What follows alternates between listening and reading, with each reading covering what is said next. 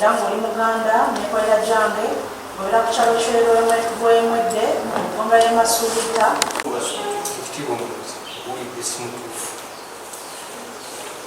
as visited by council Monday to today. Omulangizi omusanga akusindise paka ng'ennaku z'omwezi 3 omwezi guno ogw'ekkumi nga looya wabwe babasabidde okuyimirwa omulangizi wadde owuliriza okuyimirwa kusaba abantu musindikiddwa ku limaani paka ku lunaku olwo. Ekifo ekyo bakiyita Godizibwa kyeyafiiramu bwe bwava olutalo olwamutwala mu kuttibwa ne bamukuba emiggo ne bamukomereramu emisumaali ne bamunywesa n'ebyokunywa ebyobulabe byonna biri ku bbaluwa ey'omusawo gye wandiika ow'emulago kati neewuunya poliisi weekola investigation negamba omuntu yakola ekyo nti bamuwadde manslaughter instead of murder nti bamuwadde musango gwa manslaughter yatta omuntu mu butano weewuunya. Anti kakati kiwe kyava ng'omukulu oyo chairman ayagala okwasa omukazi owokubiri awo olwagira abakazi ne balwanira mu nnimiro naye nga bamaze namugamba nti kanombe kakaziko kakati we balwana n'atasobola nagendayo bataasa yayina epiki yandivuze n'asanga obanga bakyalwana naye oli yeyadde owokubiri n'amugamba kikazi kyo nkisi era ye mukazi oyo yennyini ali mu maka. Yamukolaki? Yamutema kakumbi. Kutema kuba yatema wano ku nsonda okukuba bwekuti.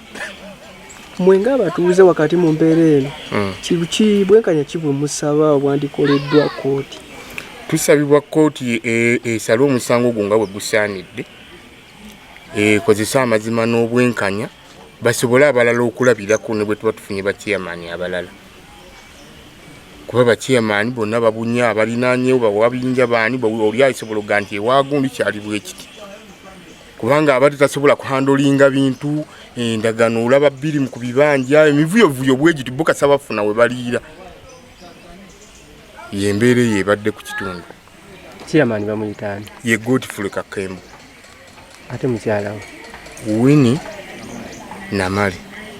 Erinnya lyo? Erinnya lyange nze Kalole Blasio Saalongo Kamodi. Nga omutabani we yeewaananga mujja ssanga muli kuba baakubira ku bantu baabwe ne babagamba gundi mumumanyi simanyi bamuyita Mwiru simanyi linnya liryawo lya Kigiso. Muduwa mumumanyi ko bo bali tumumanyi si mubbi nti ffe tugenda mwokya munaasanga vvu nga yeefudde omukyayi nakuba yayokya n'atereka evvu. Enkola eyo eteri nnungi mu nsi muno kiba tekyetaagisa. Tusaba amazima n'obwenkanya gavumenti etuyambe ekole ekisoboka tuleere nga naffe tweyagalira mu nsi yaffe okusinga okubeera nga bafoolena ng'ensi yaffe egabanwa abantu ab'olubatu. Kati omulenzi ono Wataka Fred yagenda ku bbaala mu kifo ekyo ekyokusulwamu owa chairperson Godfrey Kakembo. Kati ekisinga okwewuunya n'okupaazulinga kiri ekigambo kimu nti ng'omulenzi ono afuna ebizibu byonna yabifunira wa chairperson nga mu kifo kye n'akulemberamu abantu okola mob justice wakati okuba nti chairperson ate n'omulamuzi n'abanga abakanyiza naye nti ku kye yakola bamwebaziza na ku asaba ebbeeyiro mu wiiki emu kyewuunyisa buli omu era kuba n'omuntu ku kyala kitya kubanga Pulezidenti Museveni agamba nti abatemu bonna tebasobola kuweebwa bbeeyiro mu gavumenti eno naye kikwewuunyisa omulamuzi nga tudde mu ntebe ye ng'amanyi obulumi obw'omwana n'akola bbeeyiro. Waliwo ebintu bye twawaayo ku fayiro eno ebimu ebitazize mu kkooti okugeza ebifaananyi ng'ayokyeddwa byonna tebirabiseeko audios ng'bamukubira famire amasimu nti bagenda kubatta zonna tezirabiseeko kitegeeza waliwo ekobaane ery'okucyangacyanga omusango guno. So kyensaba abali mu gavumenti bonna abawulira omulanga guno batuyambe tufune obwenkanya buli looya yenna awulira nti kino kimukutteko Mwami Ssemakadde Isaac owa LDC President tusaba mu musango guno wandiyingiddemu kubanga abantu bafa abanaku bangi abatalina busobozi bwa ssente naye mu mbeera eno bali mu kuttibwa ate ababase ne bafuna beyiro mu wiiki emu nga gye bali mu kusaba ate nga ne gavumenti oba omulamuzi wa gavumenti ali mu kukikkiriza. Bwetuze mu kooti charge sheet ng'omuntu bamubako amasimu ge ne bamubako n'essente ne bamukuba n'atuuka n'okufa ne bamuwa omusango nti batta omuntu mu butanwa. Era mu kuwa omuntu judgment nti batta omuntu mu butanwa ne bamuwa wiiki emu nti wiiki emu eyo gye baba mu butunulira mu bail application. Okusaba kwaffe nga family teriiwo naye okusaba kwange ng'omuntu nti tosobola kuleeta muntu yali asseeko n'emujja we Nansasi Anet ng'amukubye kakumbi ku mutwe n'afa. Olwaleero n'omuwa bail akole bail application mu lunaku lumu.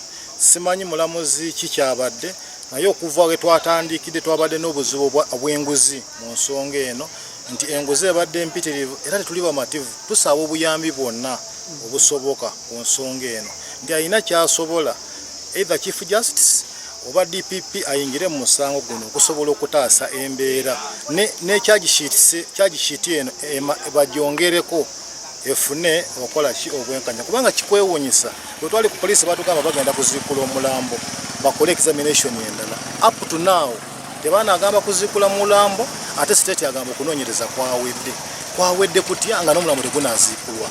Ebibuuzo byakwebuuza. Gwe boogerako mukyala Namale Winnie ayagala n'okuweebwa bayiro omusango guno si gwe mulundi gwe okusooka okutta omuntu kuba yali asseeko omuntu era olw'enguzi teyavunaanwa teyakola ki. Omukazi yafa bamuziika saidi za Kangavve n'abantu be babonaabona naye n'essaawa zino tewali amuvunaana kati era akoze ne kino omuntu afudde era embeera yeemu ekoze eki eze. So tulina obuzibu mu nti poliisi yaffe n'okunoonyereza tefaayo olw'ensonga etuma muntu nti kati gwe mufunyeewo ki buli kimu tekibakukola ki mu musango guno. Poliisi yo yenga yennyini poliisi tekoze kunoonyereza kumala olw'ensonga abantu bonna abandikwatiddwa bandibadde basobola okukwatibwa mu musango guno. Obujulizi bwonna obwetaagisa okuvunaana abantu nti batta si kubagamba nti batta omuntu mu butanwa babulina naye baganye okunoonyereza babeera mu kwebuzaabuza kubanga babawadde ssente.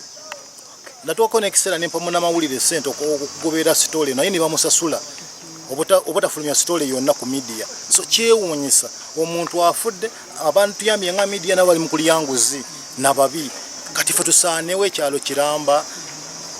So anti kakati kiwe kyava ng'omukulu oyo chairman ayagala okwasa omukazi owokubiri awo olwagira abakazi ne balwanira mu nnimiro naye nga bamaze namugamba nti kanombe kakaziko kakati we balwana n'atasobola nagendayo bataasa yayina epiki yandivuze n'asanga obanga bakyalwana naye oli yeyadde owokubiri n'amugamba kikazi kyo nkisi era ye mukazi oyo yennyini ali mu maka. Yamukolaki? Yamutema kakumbi. Kutema kuba yatema wano ku nsonda okukuba bwekuti. Mwenga abatuuze wakati mu mbeera eno bwenkanya ki bwe musaba obwandikoleddwa kooti? Tusabibwa kooti esale omusango gwo nga bwe gusaanidde ekozesa amazima n'obwenkanya basobole abalala okulabirako ne bwe tuba tufunye bachairman abalala kuba bachairman bonna babunya abalinaanyewo bawabinja baani oli ayisobola okuga nti ewagundi kyali bwe kiti kubanga abadde tasobola kuhandolinga bintu endagano olaba bbiri mu kubibanja emivuyovuyo bwegiti bo kasaba bafuna we baliira yembeera yebadde ku kitundu. Chairman bamuyitaani? Ye Godfrey Kakembo. Ate mukyala we? Winnie Namale. Erinnya lyo? Erinnya lyange nze Kalole Blasio Salongo Kamodi. Nze Kalole Blasio Salongo abasinga gwe bamanyinga Kamodi. Naye embeera ekyamazima ebadde mbi nnyo n'okuva emabega ng'amateeka tegakwatibwa nga gateekeddwa kukwatibwa nga beekoleranga we balabye mu ngeri ezitali zimu. Nze nagula poloti yange awo n'engobebwa chairman oyo era ne Kalobo ne baŋŋamba onguza empewo n'envaawo n'entambula ne ŋŋenda era ekyaddira poloti eyo yennyini ate ne bagitunda nga bagiguza omuntu omulala. Ewanga wali wennyini ku nnyumba zange chairman oyo yali anywerawo omwenge kati omukono gumu najja amugamba mbu abba ente omusajja oli mbu abba ente eza Wiriba. Chairman yennyini yasitulanga amayinja ng'ayagala kukuba nga bataasa mutaasa ekyali nga kikyalina mabega ng'ono omufu yasembeyo tannakola ki tannabeerawo kwegamba embeera ebadde enzibu nnyo okiwulidde nga buli omu yeekoleranga bw'alaba. Nze ennaku ezo nawandiikibwako ekibaluwa ne ntwalibwa ku ggombolola ku lw'enju yange ng'era bagenda kunsiba naye kyanyambye era nenguwoza nengumaliriza nga siina musango. Ekitegeeza chairman ono wa mivuyo ne batabani be. Chairman wa mivuyo ne batabani be. Waliwo ate kyetuwulidde ku mukyala nti naye atera okukozesa obukambwe. Era omukyala akozesa obukambwe yakola nadde ekikolobero era mujja we n'afa. Yakola ati nga akubiddwa akakumbi nga ye yamukuba. No tusaba otunyonyole nga lwaki tuli wano nina kwekubira mulangira kwemulugunya ku nsonga y'omuvubuka eyattibwa ku bbaala ya Nugodiziba erwemwedde wa chairperson. Omulenzi oyo yajja mu kifo ekyo ng'azze kunywamu n'asasula abakozi baawo okunywamu n'okusulawo. Kati essaawa ezaali zigenderera omulenzi oyo yafuna obuzibu nti omuwala gwe yali aguze okusula naye yasobola okola ki okumugamba nti mubbi. Yamugamba nti mubbi nga waliwo n'omuvubuka we yalinga maneja w'ebbaala ne bayita Kato Godfrey nga ye beekwana. Kati mu mbeera eyo omuvubuka n'afuna obuzibu obwo ne bamukuba okuva ku ssaawa 8 ogw'ekiro we yakubwa paka ku ssaawa 10 ne bakubira bannamasimu ne babagamba bannange temunzitanze munzitira bwereere ndi mukozi mukola bya compound era mbikolera wa Muzeeyi Semanda erwemwedde. Ne bagaana okiwuliriza ne bongera okuba omuvubuka. Kati ziwera ssaawa 11 omuvubuka bamaze omukuba bamufulumya. Waliwo omuvubuka eyaleeta emiguwa n'amusiba n'amwambusa owa chairperson Ssaalongo Godfrey Kakembo. Ye chairperson n'amugamba nti muvubuka temumutira wange nga oluziri ssaawa 11 mumukwate mumukkirize. Nga bakwata omuvubuka nga bamukkiriza. Awo wennyini erwemwedde waliwo ne kamera era yali ekola kyeraba ebintu bino. Bwe bamukkiriza kwaliko abantu kuliko n'omwami Luyombya omuvuzi wa takisi n'abantu abali bagendera mu takisi ab'enjawulo nga batambudde nga bagenda. Bwe baali bagenda abantu abo bonna mu takisi nabo ne bakaaba n'amaziga. Wakati mu kukaaba amaziga ne bafuna obuzibu obwo. Kati omulenzi bamukkiriza mu LC endala ey'ewabiyinja. Omulenzi gwe bayita Kato akubira chairperson essimu ow'ewabiyinja mwami Duncan Kiyaga ng'amugamba nti tulina gwe tukubye wano omubbi. Kakati omukyala Nancha ow'omugenzi Damasco omukyala oyo yakuba enduulu ng'alabye omulenzi oyo mu mbeera gye yakola ki gye yalimu. Kati kitwewunyisiza ennyo